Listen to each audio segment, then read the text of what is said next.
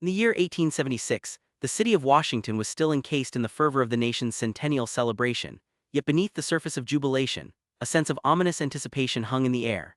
The echoes of marching bands and the festive laughter danced through the streets, but there existed pockets of darkness that went overlooked. One such pocket was a modest home nestled away in a forgotten neighborhood bordering the Anacostia River.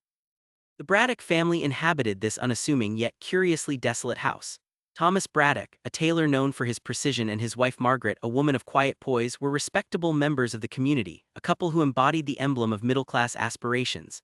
Their 3 children were the joy of their lives, each girl brimming with youthful exuberance, growing like wildflowers among the tangled weeds of despair. But within the confines of their home lay a peculiar fixture, a large, ornate mirror that leaned against the basement wall, heavy and framed with intricately carved designs depicting convoluted vine patterns. It was a remnant from an earlier age, a time long before the city's splendor grew. The surface was clouded with age, and for reasons unfathomable it was often whispered that the mirror was best left undisturbed. The children were drawn to its allure. "It's like a portal to another world," young Clara, the eldest at 12, proclaimed one evening as she traced her fingers against the dusty glass, mesmerized by the distorted reflections staring back. Her sisters, Lucy and Abigail, giggled hesitantly, terrified yet enchanted. They would play games, daring each other to stand in front of the mirror longer than the last, their laughter bubbling, echoing through the dimly lit staircase. Yet there were unsettling moments that punctuated their innocent joy. Margaret often caught herself staring into the reflective surface, sensing a slight chill lingering at the edge of her consciousness, as if whatever existed beyond the glass aimed to beckon from the shadows. Her heart raced, but she dismissed the feeling, attributing it to fatigue or worry over the mounting debts.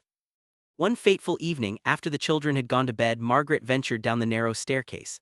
A quiet, insistent pull tugged at her being, leading her toward that looming mirror. Her breath caught as she faced the glass, which shimmered for a brief moment, a fleeting glimmer of something otherworldly. It struck her as odd, but what unsettled her the most was not the mirror's surface, but rather the lingering sensation of being watched. "Margaret," came Thomas's voice from the upstairs, interrupting her trance. She turned abruptly, shaking off the chills racing down her spine, and returned to the hearth where the warmth of the fire danced against the cold shadows creeping in. Days turned into weeks, and the ripples of something dark began to unfurl within the Braddock household. Clara no longer joined the laughter of her sisters, preferring to remain withdrawn, her eyes tracing the mirror whenever they passed it. She would mutter strange words, incomprehensible yet piercing, as though engaged in a conversation only she could hear.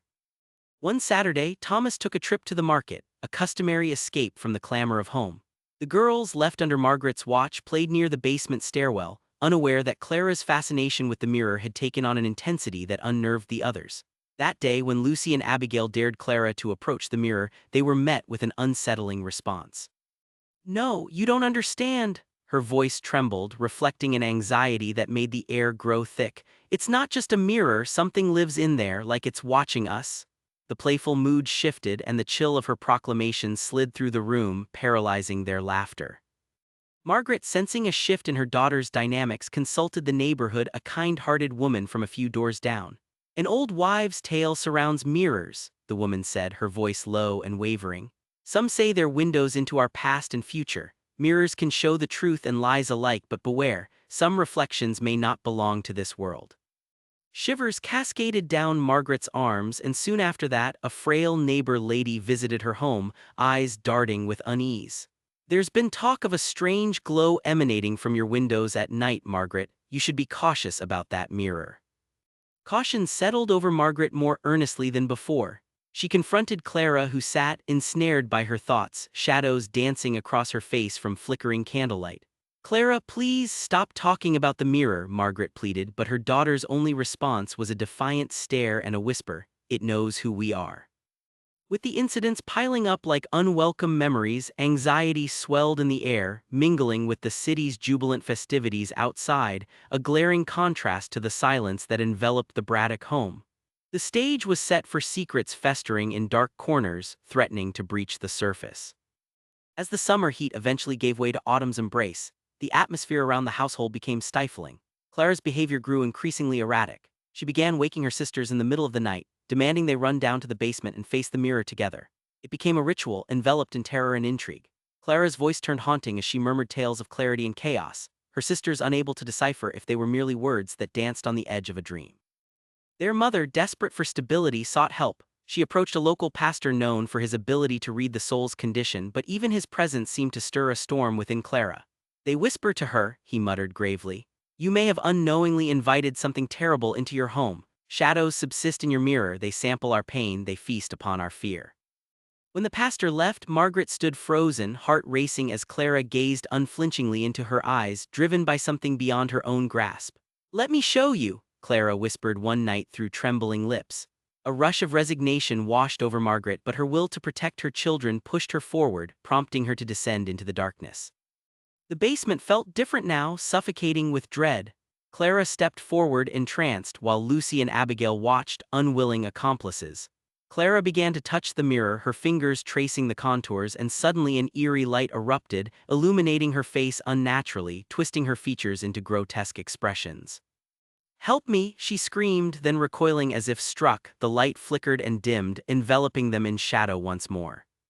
Panic surged through Lucy and Abigail, a harsh reality like icy fingers curling around their throats, but Margaret's instinct took over. She leaped forward, pushing Clara away from the mirror, the echo of her daughter's discontent vibrating through the air. As Clara fell to the floor, a sinister chuckle reverberated, rising from the depths of the mirror, so deep that it resonated in their chests.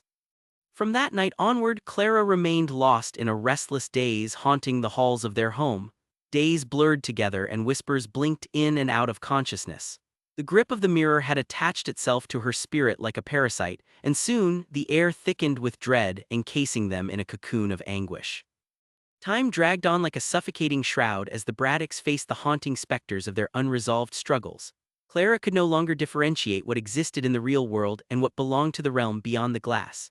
A fear sidled silently into the hearts of Margaret and Thomas, battling between delusion and the reality that something malignant thrived within the walls of their home.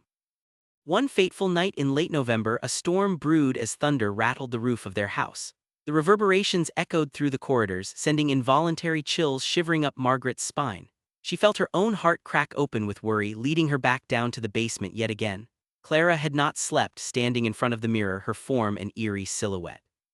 "Clara," Margaret called, feeling her voice quiver as she approached. "Please speak to me." "Mother, they want to come through," Clara replied flatly, her eyes glazed over, a reflection of the cold glass behind her. A torrent of emotions cascaded within Margaret: fear, sadness, and the unyielding need to protect her family. In that moment, something shifted. The lamp flickered wildly, revealing the intricate designs on the mirror's frame glowing momentarily, enchanting and terrifying all at once. "We must end this," Margaret whispered, her heart pounding like a war drum. Taking hold of her daughter's hand, she pulled Clara close. "We will look into the depths of this mirror together." As the storm raged outside, a sense of resolve cloaked Margaret, cloaking her in determination as she turned to face the mirror with Clara. The air thickened as they stood before the glass, a reflection of vulnerability mingling with empowerment. Slowly, Margaret spoke, not just to the mirror but to whatever lurked inside. "You will not take her." The mirror began to shimmer, and faint, indistinguishable figures flickered beyond the surface. The air crackled with static, the tension palpable as Clara shivered, clutching her mother's hand. They steadied each other in that moment, the embers of courage rising above despair. "No more," Clara screamed, her voice splitting through the thick veil of darkness. And with that, the mirror erupted with a brilliance that blazed against the shadows, unraveling the veils that obscured reality. And for a breath, everything fell silent, time suspended in that powerful moment. But as quickly as the calm arrived, it shattered, glass erupted, fragments scattering like stars across the floor, sending a rush of light cascading through the room. Lying among the shards of history, it contained the remnants of secrets best left unveiled. In that moment, Clara collapsed, exhausted, freed from the grasp that had held her captive. As dawn broke, rays of sunlight poured into the basement, illuminating the dust motes floating lazily through the air. The remnants of the mirror lay beneath them, a stark reminder of the darkness that lingered. Margaret held Clara close, heart racing but secure. The trauma left scars, a history whispered through the remaining echoes. The unending question loomed: what other secrets remained hidden in mirrors scattered across time? And so, life returned to the Braddock home, but they always remained wary of glass, not just as a reflective surface, but as a threshold between worlds, a reminder of what lies beneath. The townsfolk marveled at the remnants of the past, but for Margaret there would always remain a shiver in her spine, a whisper of what could still be lurking in the depths. As the Braddocks struggled to regain their footing in the aftermath, a profound unease settled over them like a thick, damp fog. The remnants of the shattered mirror were unceremoniously swept away, but the specters of its history clung to the air, an intangible presence. Though Clara had emerged free from its grasp, the echoes of darkness had carved a place deep within their hearts. In the days that followed, the girls attempted to return to a semblance of normalcy. Yet Clara often found herself standing at the threshold of the basement door, staring into its chasm of shadows. "I need to understand," she insisted, overshadowed by an unsettling yearning. Her sisters, fearful of what lay below, organized distractions, finding solace in conversations with friends and games that filled their afternoons. Margaret, witnessing her daughter's struggle, confided in her husband one evening by the flickering light of the hearth. "Something inside Clara feels unsettled, Thomas, like she's still tethered to what we glimpsed that night." Thomas shifted uncomfortably, his voice barely rising above a whisper. "Maybe it's best we forget and move on. The mirror is gone. The darkness can remain just a ghost. We can choose to forget, can't we?" But time refused to let it rest. Washington buzzed with life, yet in the Braddock home the brightness felt dimmed. One evening, as Margaret lit the lamps, Clara's soft voice floated down from her room, a haunting melody that carried remnants of the mirror's allure. With tentative steps, Margaret approached, opening the door to find Clara seated on her bed, an antique journal splayed open in her lap. "It's the journal of the mirror," she explained, her voice trembling. "I found it buried under the floorboards. You have to see this." With a wary heart, Margaret leaned closer, her eyes scanning the delicate, scripted lines that filled the pages. "There are families, lost connections," Clara whispered, her finger tracing ancient names. "They try to escape, but the mirror holds memories, stories of those who suffered." Margaret's breath caught as she absorbed the entries filled with desperate accounts, a mosaic weaving in and out of forgotten lives. As Clara read aloud, the atmosphere thickened, heavy with the burdens of generations long past. They believed if they could project their souls into the mirror, they could shift realities, escape suffering, but they only found despair. That night, a restless sleep enveloped Margaret, tossing and turning, haunted by fragmented images of the past. Shadows tangled around her dreams, murmurs echoing like bittersweet ballads. As dawn filtered through the curtains, an idea took root. A connection began to shimmer. Perhaps the stories of the lost lingered still, searching for resolution. With newfound determination, Margaret gathered Clara and her sisters, presenting them with her vision. "We must seek out the truths held within these stories," she declared as they gathered around the dining table, remnants of the journal strewn about like mysterious artifacts. "Maybe together we can help those who once sought solace in that mirror." Thomas, hesitant yet curious, agreed to facilitate this expedition by visiting the local historical society. "We can gather more tales, find connections to these lost souls," he proposed.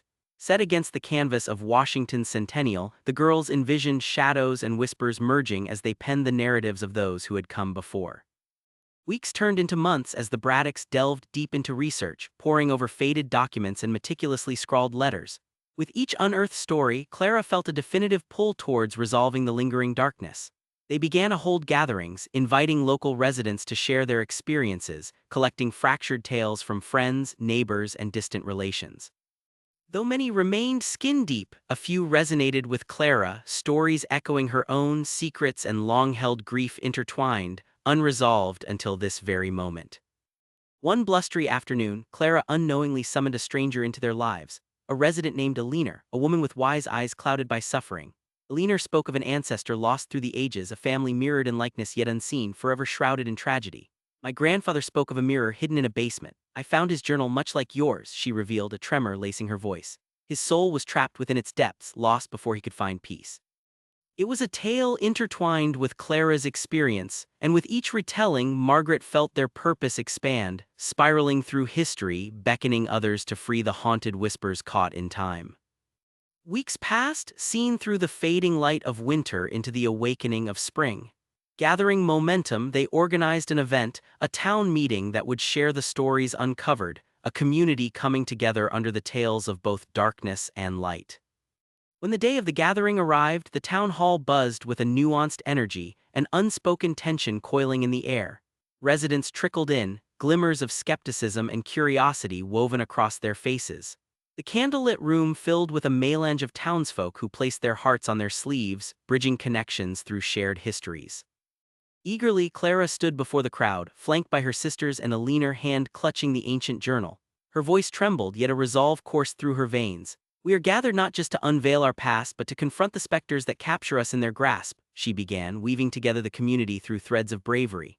As she spoke, the air crackled, reminiscent of storms past. As stories were shared, a collective heartbeat resonated, unearthing joy and sorrow alike. With each tale honored, the specter of the mirror began to recede, the shadows lifting like fog in morning light. Glimmers of understanding began to envelop the room, a delicate acknowledgement of the intertwined fates shaping their present. Margaret and Thomas observed their daughter's courage, feeling a sense of pride mixed with vulnerability. The evening progressed, and Clara noticed a reflection in a glass cabinet across the hall, a shimmer that danced in time with the sentiments unfolding. She turned to find Elinor beside her, a knowing smile gracing her lips. "Do you see?" Elinor whispered, her voice woven with warmth. "The light now holds the stories we've uncovered. The mirror was never simply about darkness, it bore witness to the resilience of those who remained." With time that night, stories transformed into candles of memory, illuminating paths forward as remnants of pain released into the air like soft feathers swirling into the night. In the aftermath, remnants of the past melded with the present, casting a light on forgotten spirits, entreating them to find solace at last. As the evening drew to a close, Clara felt the weight lift from her heart. The mirror, once a portal to fury and heartache, had become a repository of human resilience, transformed by narratives shared, lessons learned. In the end, the promise of the past became the guiding light for their future, forever reminding them that amidst shadows existed the potential for illumination. As Clara stepped beyond the threshold of the hall with her family, she knew their tale was no longer bound by the glass that once held them captive, but rather woven into the very fabric of who they were, threads connecting past and present, forming the tapestry of a resounding legacy. The weeks that followed the gathering blossomed into a newfound reverence for history throughout Washington. Clara and her sisters became local figures, inviting discussions around family legacies and the tumultuous paths that often entwined them. Stories of once hidden pain and the triumph of resilience rippled through their community as if fresh seeds had been planted in fertile soil. As spring transitioned into summer, the Braddock household transformed into a hub of activity. Eschewing isolation, they welcomed neighbors not only for gatherings but to share meals, laughter, and histories long stifled by silence. Each shared story grew like vines intertwining, binding them closer in their understanding of human nature, both its fragility and strength. One day, amidst the warmth of summer sun spilling through the windows, Clara stumbled upon a forgotten trunk in the attic while searching for a forgotten quilt. It was covered in dust, worn edges whispering tales of its own. Fueled by curiosity, she pried it open to uncover a trove of heirlooms, photos of family members long gone, letters imbued with longing, and small keepsakes encased in layers of yellowed paper.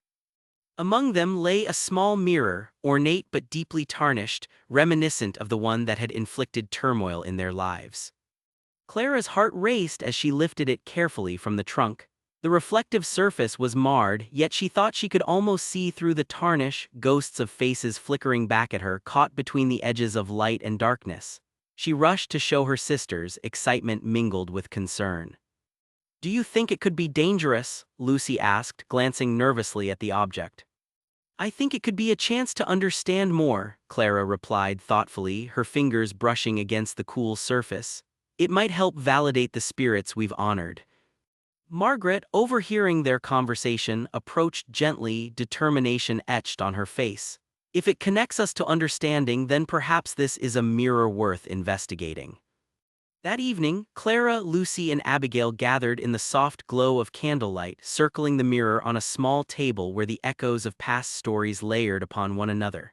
Lucy took a deep breath. "What if we tried speaking to it, like a conversation? Maybe it can tell us something we haven't learned yet." As they took turns asking questions, the atmosphere shifted. Each sister contributed memories from their family's past, reverberating their voices into the stillness. "Who are you?" Clara asked, anticipation curling in her stomach. A sudden flicker within the glass illuminated each face, and to their astonishment, images danced across the surface. Faces etched with sorrow and joy, moments caught between time, flashed in tidal waves before their eyes. Slowly, the laughter of children arose, accompanied by the weight of nights spent weeping, the twisted histories of regret and relief unraveling before them. "Can we help you?" Abigail dared to ask, her heart racing as images of relatives long gone appeared, weaving through history's tapestry. The mirror pulsed back with a luminous glow, and in that moment the air thickened with clarity. An emotive wave spilled forth, imbuing them with feelings of gratitude, longing, and a yearning for acknowledgement. Eleanor approached the following day, her presence a comforting balm. Clara recounted their experience, and Eleanor's eyes shimmered. "The past is alive, breathing alongside us. Sometimes a mirror becomes a vessel not just for reflection but for healing. It seems you've touched something profound." The sisters felt tethered to Eleanor's words, realizing they now held a key, the potential to weave connection and restoration. They invited the community once again, this time framing it as a collective sharing of the spirits in their lives, those lost to shadows, and the lessons these stories bore. As the gathering approached, Clara felt a familiar flutter of nervousness intertwined with excitement envelop her.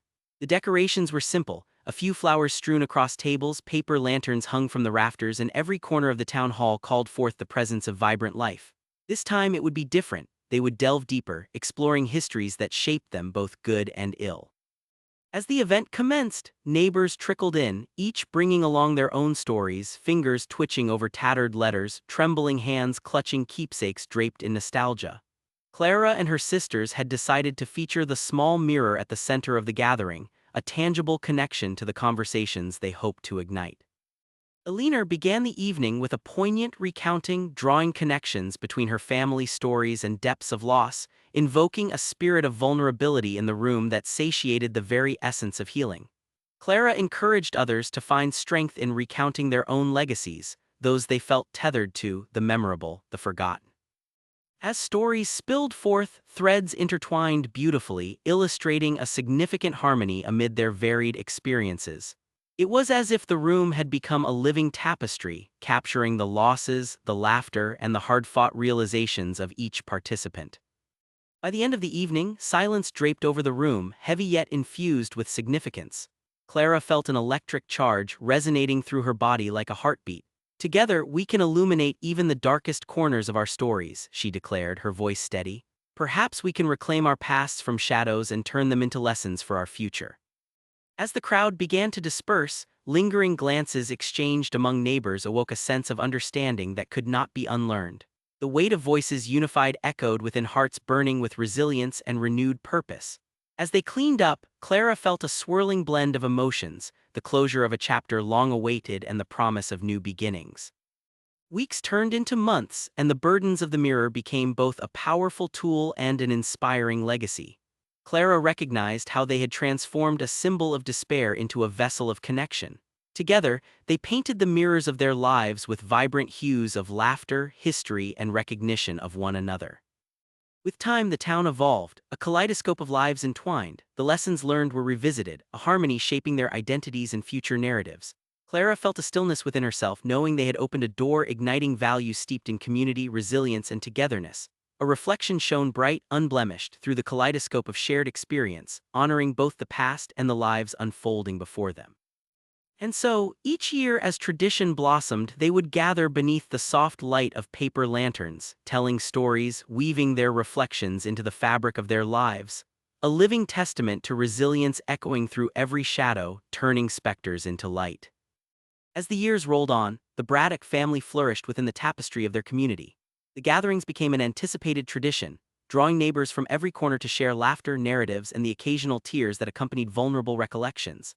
Clara and her sisters took on roles as storytellers, learning to craft their experiences into pathways for healing, inviting others into the glow of their shared history no longer cloaked in darkness. The mirror, now polished and placed on a mantle, served not just as an artifact of the past but as a constant reminder of their triumph over despair. It became a placeholder for memories, photos lovingly displayed around it, a gathering point where families could unite, reflecting their legacies and stories back to one another. Eleanor became a close confidant, her wisdom a guiding light as the girls delved deeper into family histories that were often unwritten or lost amid the chaos of life. Clara spearheaded initiatives to preserve the stories of their ancestors, ensuring future generations understood the weight of histories that shaped their lives. As Clara matured into adulthood, she absorbed the lessons that emerged from those once hidden tales. The gatherings remained staples in Washington, growing to embrace diverse stories across generations, woven with shared tears and reminds of the human experience. It became a beloved custom to leave notes in the mirror's care, personal reflections written on slips of paper tucked between its ornate frame, promising that every voice mattered. Margaret often stood back during these events, heart swelling with pride at the resilience her daughters exhibited. Each sister embraced their journey. Lucy became a historian, passionate about documenting the stories birthed from the collective. Abigail found solace in the arts, painting vivid illustrations inspired by tales shared and deep connections forged. One fateful evening, as the sun began to set over the horizon, Clara found herself transcribing stories into a simple leather-bound book, watching the light dance off the polished mirror. She felt a gentle breeze sweep through the open window, timid whispers carried on the wind that stirred her heart, a reminder of how far they had come. Returning to the gathered friends, Clara took a deep breath, her heart alive with gratitude. "Each of our stories is a thread," she began confidently. "Together they create a tapestry woven with love, loss, joy, and understanding. In sharing these moments, we honor those who came before us and ensure they are never forgotten."